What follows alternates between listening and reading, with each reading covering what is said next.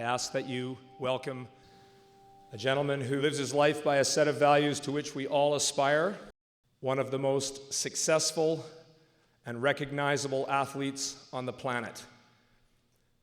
I ask that you welcome Steve Nash.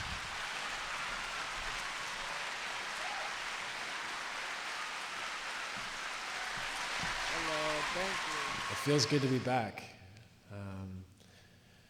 I spent about 1.5 years here at St. Michael's, but it was 18 months of the most impressionable and influential time of my life.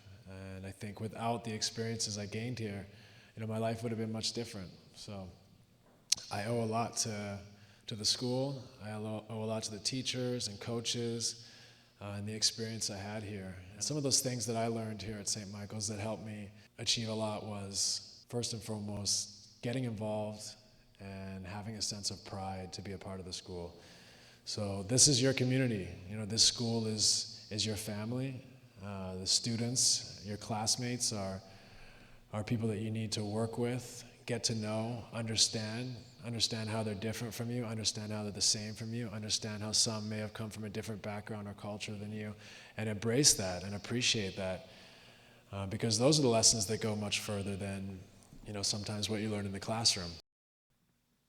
How early in your life did you dream about playing in the NBA? I started really playing basketball in grade 8. I really fell in love with the game and played every day. And I think, really my first goal was to play college basketball in the States, to get a scholarship so that, I could immediately afford an education and a chance to go away to school. But then, I always had it in the back of my mind, it would be great to play in the NBA and be a professional. And I think a great lesson that I was taught was by Eli Pasquale, who was a great Canadian point guard, who played for the national team in UVic for many years. And he was the last cut in the NBA twice. And when I just finished grade 11 here at school, and I was coaching at his basketball camp. And he'd pick me up and take me home, and he said to me one day on the way home, he said, if you want to play in the NBA, you should decide right now that you want to play in the NBA. And he went on to explain that, he decided he wanted to play in the NBA before his 5th year at UVic, and he felt like it was too late. And I think I know what he was trying to say is that it's important to declare, your intentions. It's really important to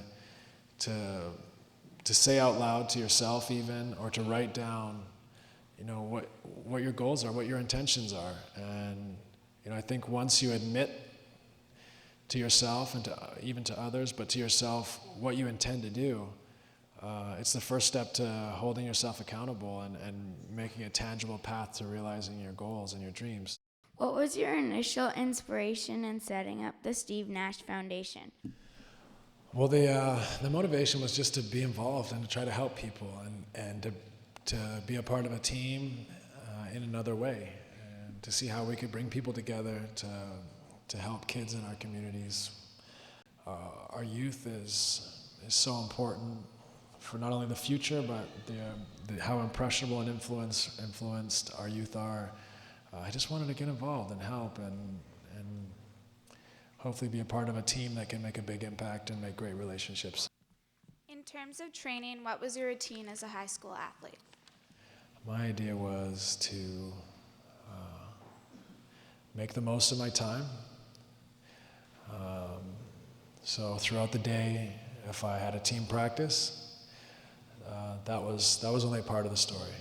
If I had 15 minutes before school or a half hour before school, let me see how many shots I can make. And if I had 15 minutes or a half hour at lunchtime, let me see how many shots I can make. And to think before practice, if I get there a little bit, if I don't mess around in the quad, I can get in the gym and make 100 shots before we start. And after practice, maybe I can make 100 more. And when I go home, maybe after dinner and I finish my homework, I could go out behind my house. There's a little bit of light on the hoop at the school behind my house, and maybe I can make a few more. So that was always my idea is I want to go for it, and I want to try to be the best I can be.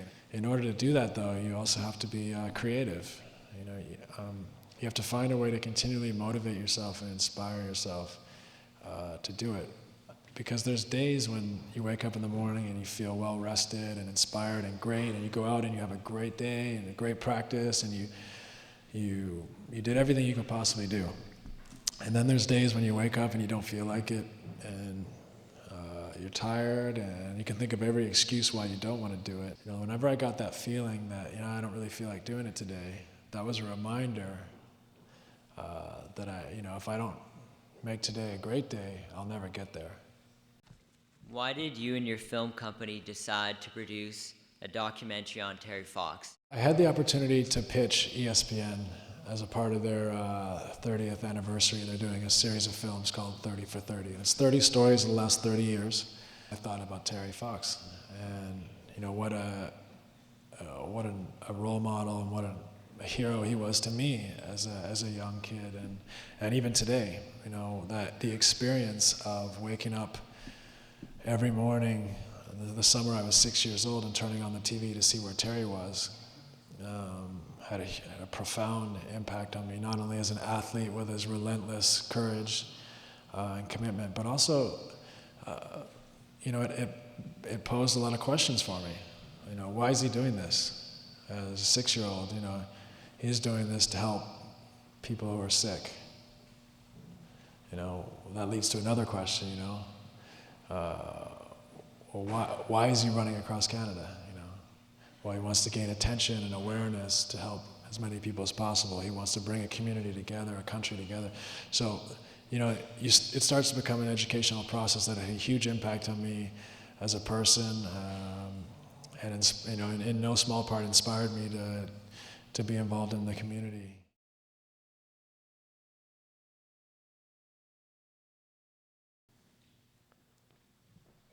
If you found Aladdin's lamp and the genie allowed you to become another famous athlete, who would you be and why?